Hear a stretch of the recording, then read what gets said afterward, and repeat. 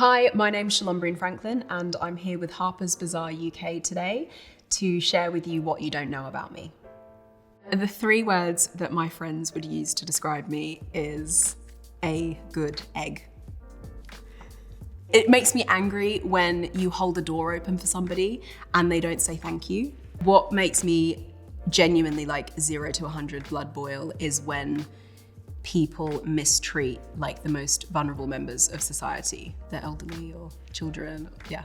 You know that point of a holiday where you've had enough days to get really settled in and feel super comfortable, but you still have a majority of the holiday left to go. So you don't have that dread of, I'm going home back to normal life soon. And you're away with your closest friends or your family and everyone's in this really amazing, relaxed mood. No one has anywhere else to be other than with each other. That's when I'm at my happiest. I think there have been a couple of moments to do with my career that have been pretty life-changing. When I was in my final year of drama school, Hugh Jackman came to the school to hand out a scholarship and I won it. And it was pretty life-changing. So yeah, it really helped me sort of kickstart into my career and gave me really the funds to be able to chase my dreams down and move somewhere, and it sort of just freed me up to do this, I guess, yeah. If I wasn't an actor, my dream job would probably be running a little cafe with my dad. He's a chef, so I think it would be pretty sick to run a little cafe that turns into a nice sort of cute little bar restaurant by the evening. Yeah, something like that. Love to cook, so yeah. The best piece of career advice I've ever been given is what's for you won't go by you. And I think it sounds a little bit cheesy, but it's not. There are some things that I thought, that's it, it's over, that job was gonna change everything. And now looking back, I wouldn't change a thing with how it's all panned out. So what's for you won't go by you. My favorite book is The Kite Runner.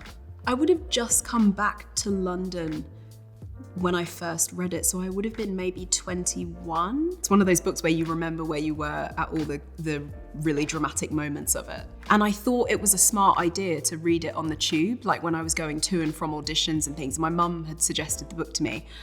And that is not a tube book. It is not. There are books that are suitable for the tube and The Kite Runner is not. So I don't suggest it for that. I suggest it for wrapped up at home, dressing gown on, book in hand. That is one of those books. It's an amazing read. The song that will always get me dancing is Can't Stop by the Chili's. Red Hot Chili Peppers, for those that don't know Chili's. But if you don't, then you need to do something about that. It's just it's a good song. I think when you hear those first few seconds of it, you can't help but have some kind of reaction to it. I represent a group of people that I believe is larger than we think, and it's a group of people who are very comfortable with not having a party trick. Don't have one, and I'm all right with it. I'm good. Doesn't mean I'm not fun at a party, I don't have anything cool that I can do. My superpower would be teleportation, because all of my family, we all live all over, and I would like to not only be the person that can teleport to the place, but I'd like to be able to create tunnels so that people can come to you as well, wherever you are. That's what I would have, 100%. My guilty pleasure is playing The Sims or Overcooked, both fantastic games. And I also feel like the word guilty pleasure is supposed to suggest that I feel embarrassed by it, which I really don't.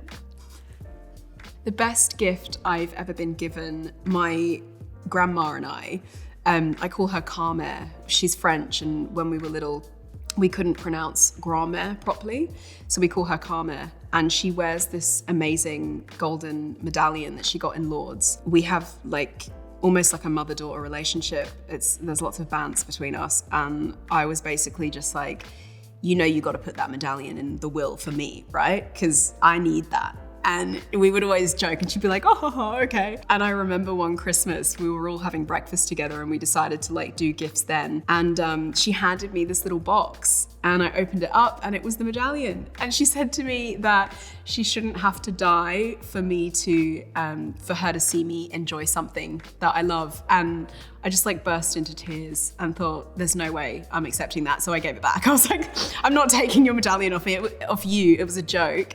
And then my mum made me feel really bad. She was like, it's really rude to give a gift back when somebody gives you something, so you have to take it. And I was like, oh my gosh. And I basically just need to buy her another one, I think. I feel most beautiful probably after 8.5 hours sleep. It's rare, but when it happens, I feel not only beautiful, I feel pretty unstoppable. My top beauty tips would probably be drink lots of water and don't fall into a YouTube hole and buy a whole bunch of stuff that you'll never use, or you'll use once and you break out and it just sits in the back of your cupboards.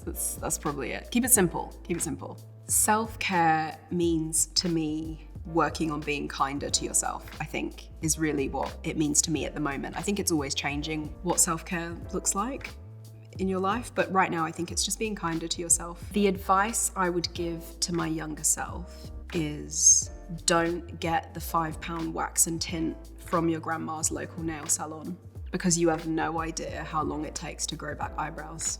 Long enough for me to be sat here, and the one chance I get to speak to you and go back in time, this is what I'm saying to you. Thank you so much for watching, and I hope you've learned a little bit more about me.